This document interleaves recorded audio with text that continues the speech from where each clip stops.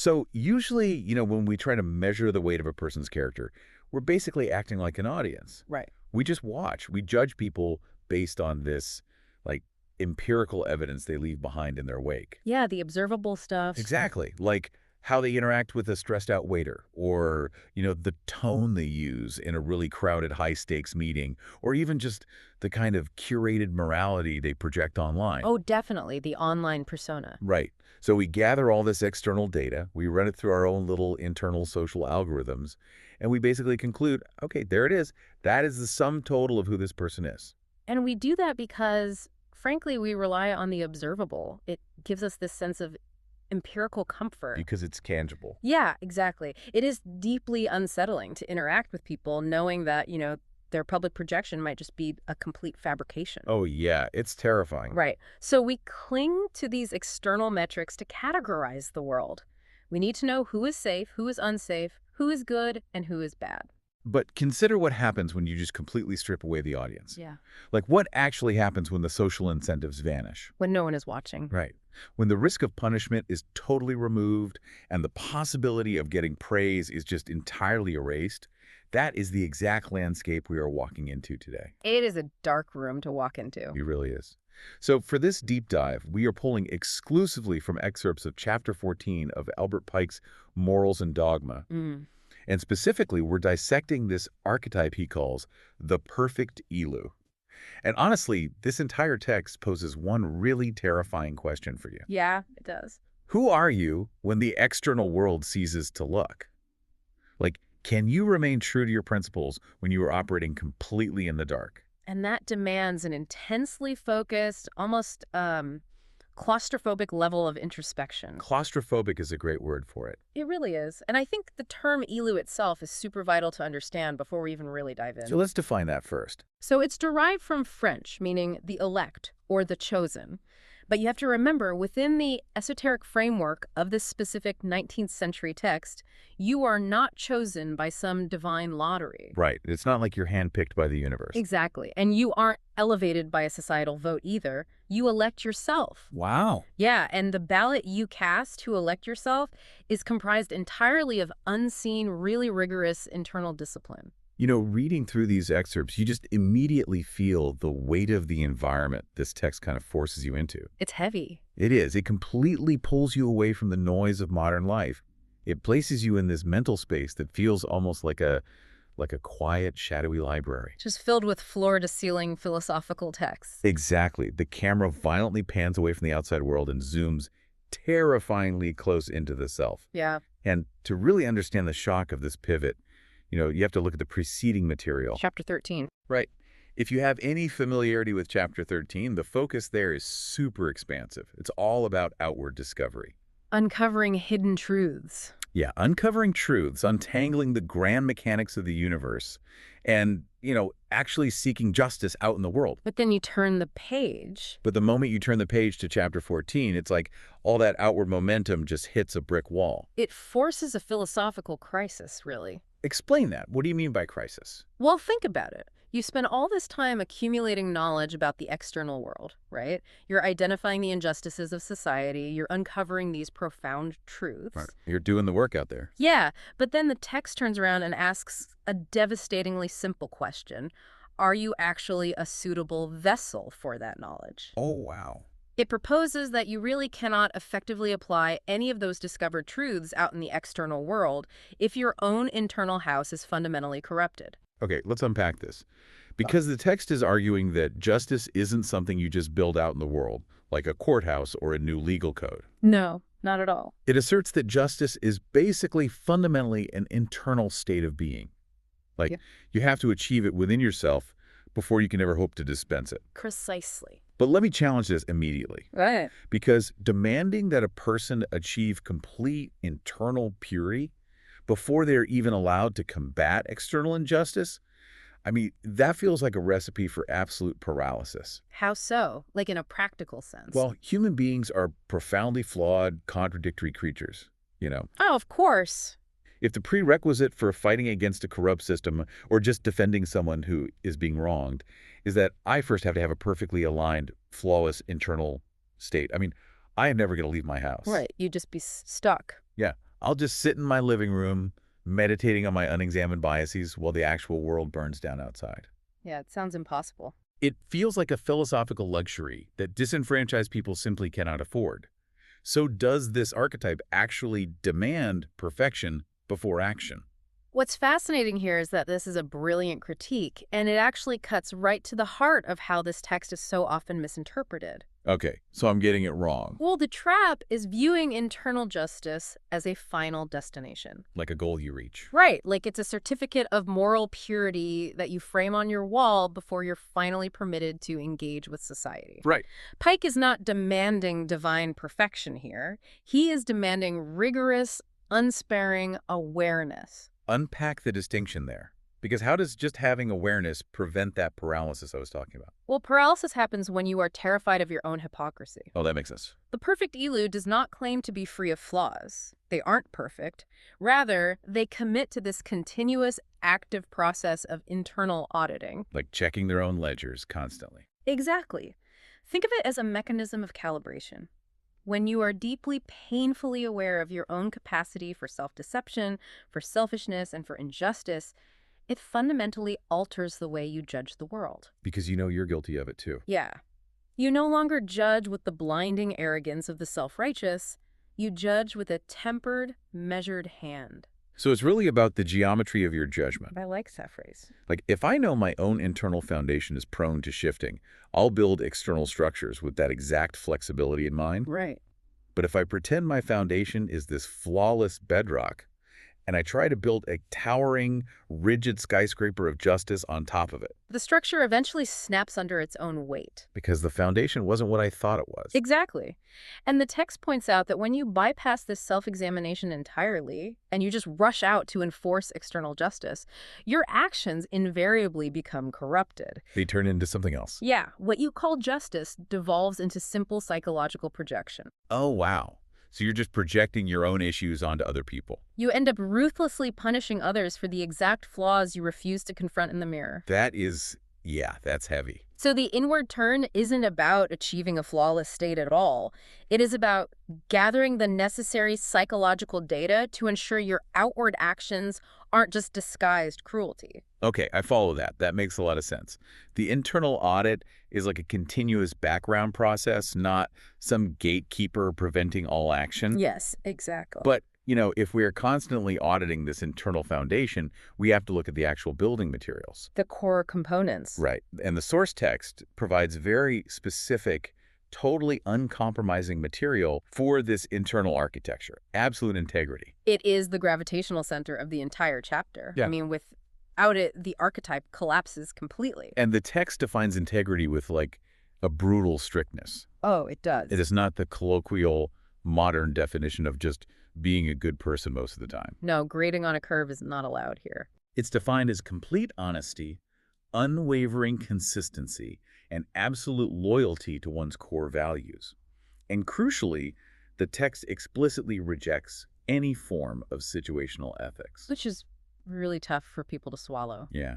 It says your integrity must remain unbroken in public, in private, and under the crushing weight of extreme pressure. That rejection of situational ethics is exactly where the modern mind usually just rebels against this text. Because we don't live like that. We don't. We inhabit a culture that practically runs on a sliding scale of morality. We rationalize constantly. Oh, absolutely. We say, well, the stakes are incredibly high here, so bending the rules is actually the moral choice. Or, I am dealing with a corrupt individual, so deceiving them is a justified tactic. Right, fighting fire with fire. Exactly. But the framework of the Perfect Elu strips away all of that moral mathematics. But let's look at the biological and sociological reality of being human for a second. We are basically apex predators of social adaptation. Evolution literally designed us to read a room, assess the social hierarchy, and adapt our behaviors so we can survive and thrive in that specific environment. That's very true. Like, you do not speak to your manager the exact same way you speak to your sibling. Definitely not. You behave differently in a corporate boardroom than you do in a dive bar on a Friday night. Of course. So is the text demanding that we become these rigid, socially inept monoliths who just refuse to adapt to our surroundings? Like, how does it reconcile our biological imperative to adapt with this insane demand for unyielding constancy. If we connect this to the bigger picture, it actually reconciles it by demanding you separate your delivery mechanism from your payload. Delivery mechanism from the payload, meaning what exactly? Well, the text does not advocate for a lack of social intelligence. It recognizes that human interaction is really complex. Yeah. The distinction lies in adapting your communication style versus compromising your moral compass. Ah, I see. You can, and honestly you should, change your tone, your vocabulary, and your level of formality based on the environment you are navigating. That's just being socially aware. Exactly. That is the delivery mechanism. But the payload, your baseline commitment to truth, your refusal to engage in malice, your internal standard of fairness that cannot shift based on who is standing in front of you.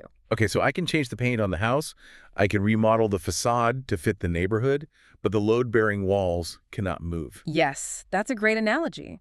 Your social adaptability dictates how you present the truth, but your integrity dictates that you must present the truth. No matter what room you're standing in. Right. And where this gets truly severe is the text's view on pressure. Oh, man. We have a deeply ingrained cultural habit of using pressure as an excuse for moral failure. We really do. We say things like, I was under so much stress at work, I acted entirely out of character. I hear that all the time. That wasn't really me. I was just pushed to my absolute limit. But the philosophy of the Perfect Elu fundamentally rejects that premise. It asserts that pressure does not break your character.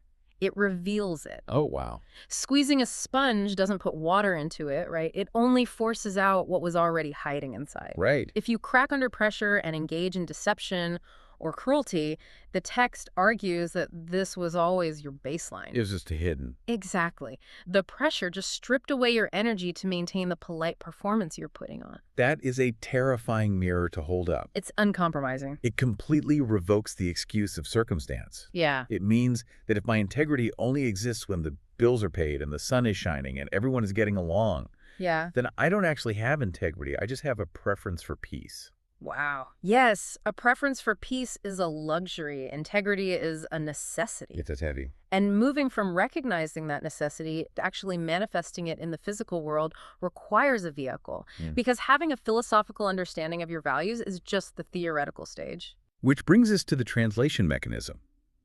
Because knowing your values is essentially just a static state of being, right? Right.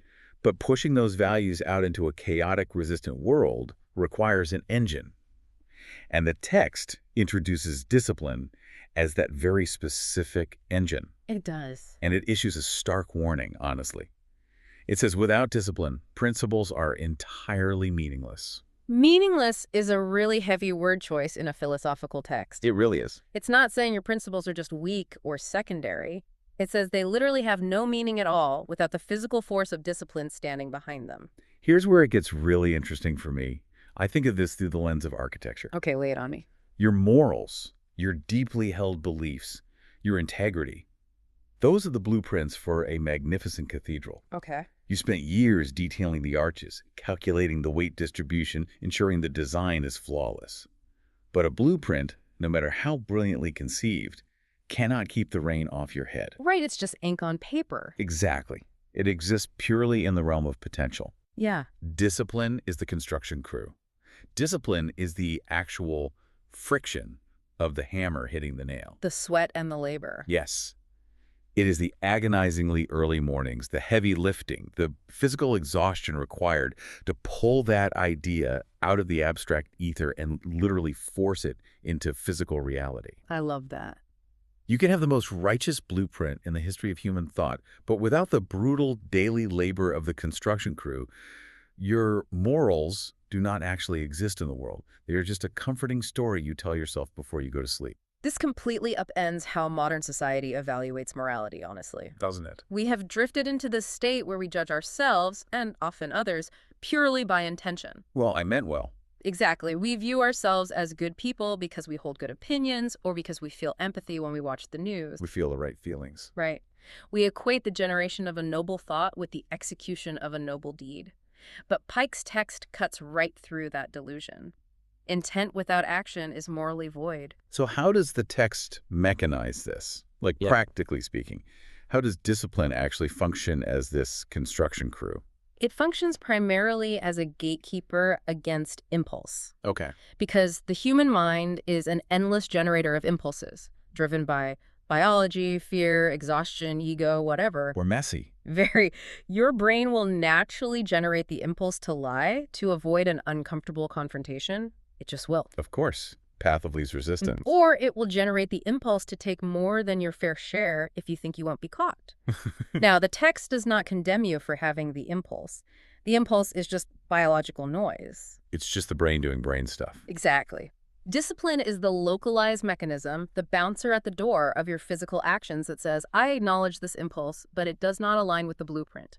Therefore, it will not be permitted to enter reality. It is the literal translator of the soul. I like that. It takes the abstract language of principle Yeah. and translates it into the physical language of action. And the text pushes this to an even more extreme testing ground. Because if discipline is the engine, we have to determine what fuel source is actually running it. The ultimate test of the archetype. Yes, the concept of sovereignty in the shadows. That's a great phrase. It really is. The deepest, most demanding lesson of the Perfect Elu is the mandate to do what is right when you are utterly unseen. That's the hard part. It's nearly impossible. The text outlines the absolute requirements for this. Pure self-motivation, immense strength of character, and a terrifying level of internal accountability. Yeah. The Perfect Elu must completely detach themselves from the desire for praise. They do not seek the validation, the applause, or the approval of the crowd. Their solitary goal is in alignment with objective truth. This is a direct assault on the human ego. And arguably, it's the hardest standard in the entire text to actually achieve. I want to ground this in the reality of the listener right now. Okay. If you are listening to this on a commute, or maybe you're walking your dog, just think about the environment we live in today. It's intense. We inhabit a digital panopticon. We carry surveillance devices in our pockets at all times. Constantly recording. Every charitable donation can be screenshotted. Every empathetic thought can be tweeted. Every moral stance can be monetized for social capital. It's all content. Yes, we have built an entire societal infrastructure around performative morality. Yeah. So, in an ecosystem where external validation is the primary currency, I really wonder if our physiological capacity for unseen internal accountability has just withered away, like an unused muscle. Are we losing the ability to be good in the dark? Exactly. This raises an important question because the psychological implications of that are profound. Yeah. When an individual relies on external validation to dictate their moral compass, they are building a fundamentally fragile architecture. Because it depends on others. Think about the basic mechanics of a performance. A performance is conditional. It only exists as long as there's an audience there to witness it. Right. If your moral actions are inherently performative, what happens when the theater empties out and the lights turn off? The performance ceases to exist, and the actor drops character. Because the incentive structure has totally vanished. Wow. If you are only honest because you fear the social ruin of being caught, or if you are only generous because you crave that dopamine hit of public gratitude, Then it's not real. right. Your character is not an internal structure. It is an external scaffold held up entirely by the opinions of strangers. You do not own your morality. You're just renting it from the crowd. That's exactly it. And the crowd can raise the rent or evict you at literally any time. Yes. The Perfect Elu seeks absolute ownership. Ownership of the self. Right.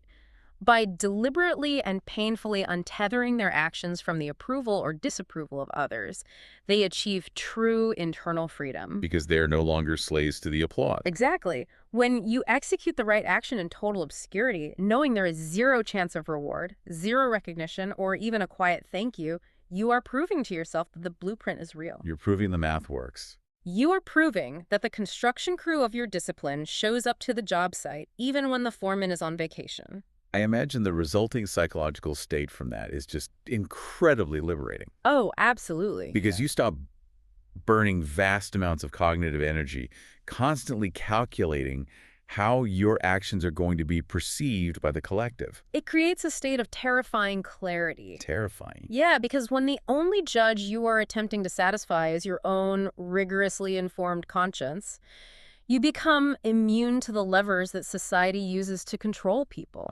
I see. You cannot be manipulated by the promise of praise, and you cannot be intimidated by the threat of criticism. You become untetherable. Precisely. But, while the craving for public approval is this slow, subtle leak in the foundation of our character, The text also warns against a much more violent, explosive threat to our internal justice. Oh, yeah.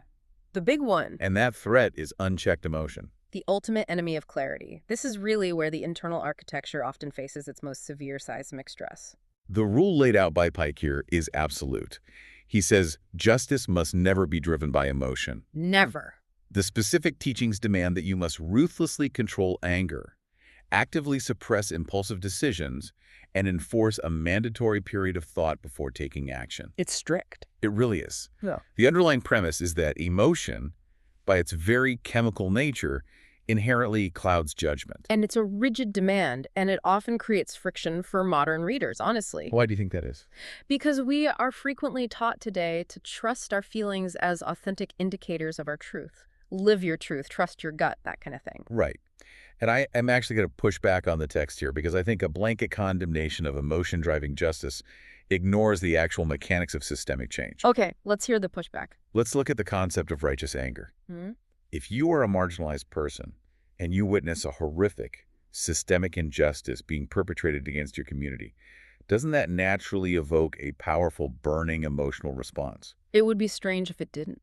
Right. And more importantly, when we look at history, hasn't the engine of massive social change almost always been fueled by the righteous anger of people who simply refuse to accept the cold, calculated oppression of the status quo? Yes, anger has absolutely been the catalyst. So does this 19th century text actually advocate for becoming a stoic, unfeeling machine in the face of violent cruelty? Because honestly, if the oppressor is cold and calculating, meeting them with cold reflection just seems like a really great way to ensure the oppressor wins. That is the crucial tension of the entire chapter. It's a fantastic point.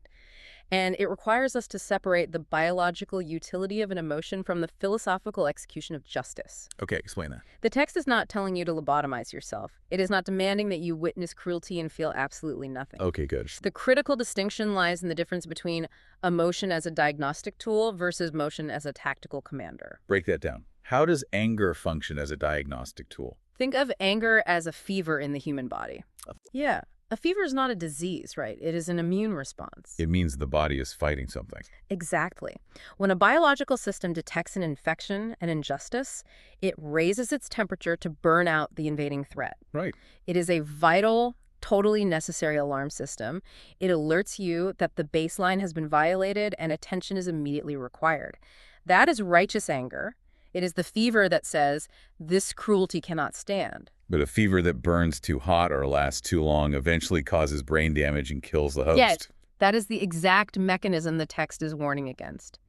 Anger is a fantastic alarm system, but it makes an atrocious judge, jury, and executioner. Because it's blinding. Because the inherent nature of anger is destructive.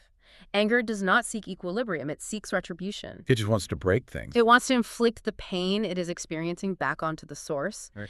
If you allow that feverish anger to actually take the steering wheel, your pursuit of justice quickly morphs into vengeance. Which is not justice. Right. Your judgment becomes clouded by adrenaline, and in your desperate attempt to destroy the source of the injustice, you often become indistinguishable from the oppressor. You become the monster you're fighting. Exactly. You lose the nuance required to actually rebuild the system fairly. So the goal isn't to eradicate the fever, but just to prevent it from destroying the host. Exactly. How does the Perfect Elu mechanize this, though? Like, how do you actually stop the fever from taking over when your nervous system is literally flooded with adrenaline? Through the forced, disciplined application of reflection, the text demands reflection not as a philosophical abstraction, but as a literal psychological buffer zone. A buffer zone. I like that. Yeah. When an injustice triggers your amygdala, which is the emotional center of the brain, it quite literally inhibits the prefrontal cortex. Which handles the logic. Right. The prefrontal cortex is responsible for logical reasoning and complex decision-making. So you're literally not thinking straight. You are biologically primed for fight or flight, not nuanced justice. So reflection is the disciplined act of forcing a pause. You feel the surge of anger, you acknowledge the validity of the fever, and then you slam on the brakes. You force a gap. You create a temporal gap between the stimulus and your response. You hold the line until the prefrontal cortex can reboot and come back online. Exactly. And in that pause, you consult your internal blueprint. You ask yourself, Okay, I feel the intense desire to lash out and destroy, but what is the actual just action required to restore balance here? It is the difference between a reactionary flailing strike and a calculated surgical intervention. And a calculated intervention is always more enduring. Unchecked emotion is like, it's like using a flamethrower to kill a wasp in your living room. I mean, it works, but at what cost? Right. You might kill the wasp, but you burn the entire house down in the process. Disciplined reflection allows you to target the actual problem without destroying the foundation of your own integrity. And this really brings us to the culmination of everything we've discussed. Yeah, it all ties together here. When you engage in this exhausting process over and over again, when you constantly force that buffer zone of reflection, when you choose the friction of discipline over the ease of impulse, and when you do it all in the dark without seeking applause, You are engaging in the physical mechanics of building character. it is the synthesis of the entire inward journey. It really is. The source text lays out the mechanics of character very definitively. It asserts that character is not innate. No one is born with a strong character. It's not a genetic trait. No, it is constructed brick by brick through systematically repeated action. The ultimate outcomes of living as a perfect Elu are the ability to act consistently regardless of the environment, the maintenance of rigorous internal standards, and living strictly aligned with your principles. And the result of that is huge. It is. The profound result of this grinding process is the creation of deep, unshakable trust. Both the trust you project externally to others and, far more importantly, the trust you build internally with yourself. It redefines the very concept of strength. So what does this all mean? Well, we are socially conditioned to view strength purely in physical or domineering terms. Who's the loudest? Who's the biggest? Right. The ability to physically overpower someone, the financial leverage to force compliance, the loud charisma to dominate a room. But Pike's text argues that true strength is entirely moral. It's an internal posture. It is the ability to stand unflinchingly by your principles when it is financially or socially ruinous to do so. It is the ability to resist the biological temptation of unchecked emotion. Self-mastery is presented as the absolute highest form of power. Let's dissect the mechanics of how that internal trust is actually formed, because it is really fascinating. Yeah, let's do it. We all generally understand how interpersonal trust works, right? I make a promise to you, I execute on that promise, and your trust in me increases. Simple enough? If I break the promise, the trust fractures. But we very rarely apply that exact same mechanism to our own psychology. I think about it like compound interest in finance. Oh, that's a good way to look at it. It is the mathematical miracle of accumulation, but applied to human morality. Right. If you make a small, disciplined choice today, say, you refuse to tell a convenient white lie in a meeting, or you force a 10-second pause of reflection when someone insults you in that specific moment, the needle barely moves. It feels totally insignificant. Because the immediate payoff is basically zero. Often, it's actually negative because you absorb the friction of that difficult choice. Right, you took the hit. But if you make that choice again tomorrow and the next day, and you do it when no one is watching, over years, those microscopic, agonizingly difficult choices begin to compound. They stack up. You are constantly making and keeping promises to yourself. Neurologically, you are literally building thicker myelin sheaths around the neural pathways of disciplined action. Literally rewiring the brain. Over a lifetime, that compound interest of discipline creates an impenetrable moral fortress. And that fortress is what the archetype of the perfect Elu really represents. It is a masterclass in ultimate self-mastery. The inner trust you develop through this compounding process is the single most valuable asset a human being can ever acquire. Because it can't be taken away. Exactly. When you have a private history of consistently keeping promises to yourself, you generate this profound inner confidence that no external circumstance can shatter. Because your confidence isn't based on an inflated ego or some motivational quote you read. No, it's empirical. It is based on a massive ledger of empirical evidence that you've collected in the dark. If you have the receipts. You know the exact measurements of your own capacity. Yeah. If you have denied yourself the easy, cowardly way out 1,000 times in the shadows, then when a massive, chaotic public crisis occurs and everyone around you is panicking and compromising their values, you don't have to wonder how you will react. Well, you don't have to guess. You already know. You've trained for it in the crucible of your daily life. Your character is no longer a hopeful hypothesis. It is a forged, proven reality. That reframing of power is deeply compelling.